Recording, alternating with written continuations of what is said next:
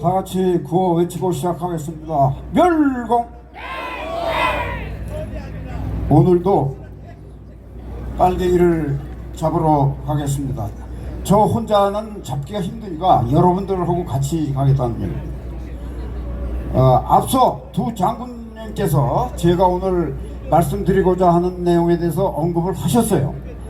그런데 이 문제에 대해서는 우리나라뿐만이 아니라 미국이나 이런데 그 전문가라 하는 사람들도 다 표현이 조금씩 다릅니다. 그래서 백가쟁명이라는 얘기가 나옵니다. 그런 차원에서 이해를 하시고 오늘 제가 준비한 자료를 같이 보겠습니다.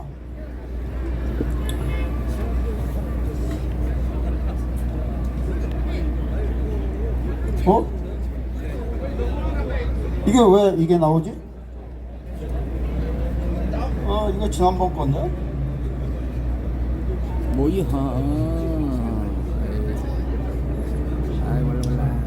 그러면 이거 생략하고 제가 그냥 준비된 자료로 하겠습니다. 이 지난번 게 올라왔네.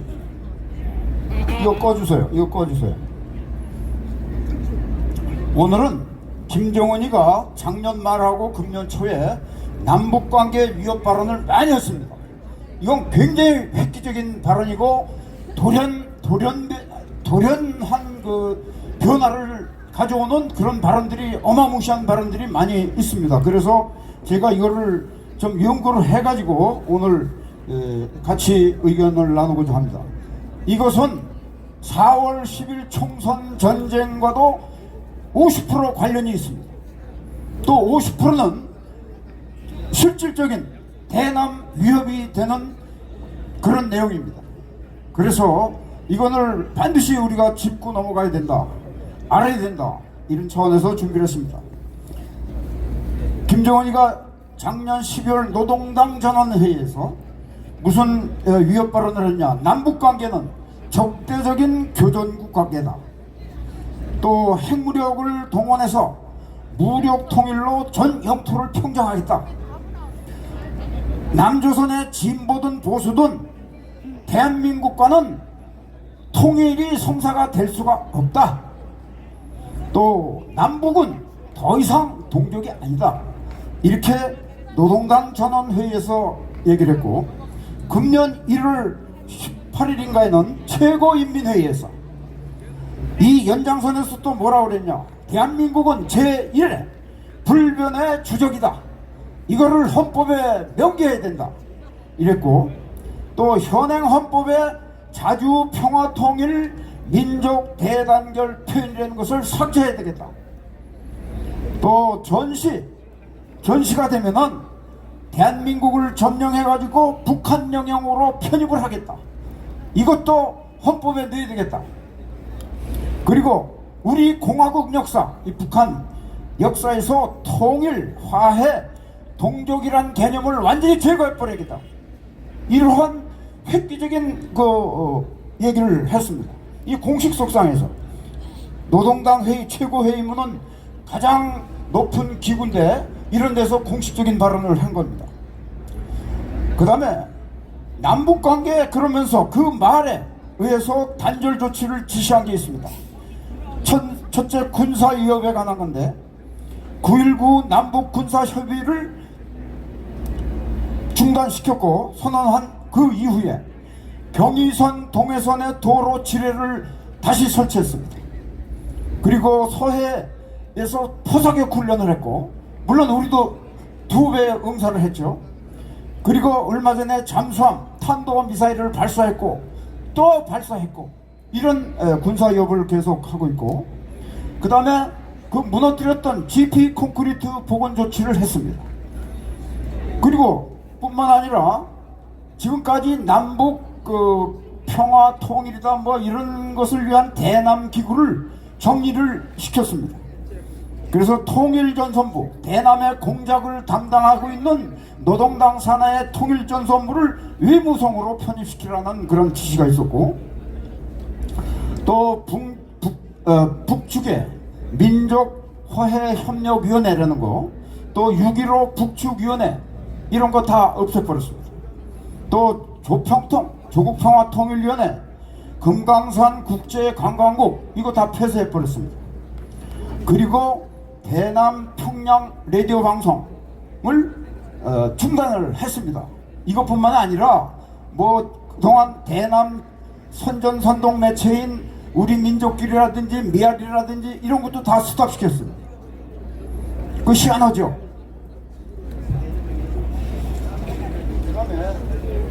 그 다음에 중요한 게 뭐냐면 조국 통일 3대 헌장 기념탑을 이거 부셔버렸습니다. 이게 어디 있는 거냐면 평양에서 개성까지 가는 고속도로 그 입구, 이게 평양 시내에 있는 겁니다. 그 기념탑을 제거했습니다. 이 기념탑이 뭐냐 하면은 민족 통일의 염원을 반영한 3대 기둥입니다. 그 상징물입니다. 이거 오늘 그 사진까지 준비했는데 이게 뭐가 차질이 생겼나? 거기 세 가지가 중요한 게 있습니다. 조국 통일 3대 원칙, 이건 7.4 공동성명에서 공표했던 겁니다. 자주평화 민족 대단결, 이거에 대한 그 내용이 거기에 조각이 되어 있습니다. 두 번째가 김일성이의 유훈을 살려서 고려민주연방공화국 창립 방안이라는 그 요지를 거기다 또 사겨 놨습니다. 그리고 또 하나는 이것도 김일성의 유언인데 조국 통일 전민족 대단결 10대 강령이라는 거, 이 세 가지 기둥이 있는 그 기념물입니다. 기념탑입니다. 이 높이가 30m, 폭이 61.5m입니다. 이게 뭐냐면 6.15 선언을 의미하는 61.5feet. 그러니까 아마도 저 동아일보에서 여기까지 가는 이 폭의 넓이의 그 엄청난 그 큰 상징물입니다. 이걸 그 김정은이가 발언하고 나서 며칠 지나지 않아서 항공사진에 보니까 없어졌습니다. 이런 일이 실제로 일어난 겁니다. 그러면 이게 무슨 의미냐, 어떤 전략적 목적을 가지고 이랬느냐, 이거에 대해서는 판단이 여러 가지로 얘기할 수 있습니다. 100% 한 가지만 정답이 아닙니다. 왜냐하면 저희들이 뭘 할 때는 반드시 5개, 10개 이상의 목표가 있는 겁니다. 그래서 김정은의 발언의 의도와 우리의 대응은 어떻게 해야 되느냐. 첫째, 이게 대남, 저는 크게 대남과 대내, 이것이 50대 50이다, 난 이렇게 보는 겁니다. 그리고 하나는 정치 심리전이 50%, 실질적인 군사 무력 위협이 50%, 전 이렇게 봅니다. 그래서 우선 대남 차원에서는 4.10 총선을 앞두고 위기를 조성해서 이런 식으로 이것을 윤석열 정권 탓으로 전가시키고, 그렇게 해서 총선 전쟁에서 승리를 하기 위한 정치 심리전이다. 무슨 정치 심리전이냐, 대한민국 국민들한테 너 이번 총선 때 평화를 원할래, 전쟁을 원할래, 이거를 강요하는 정치 심리전입니다.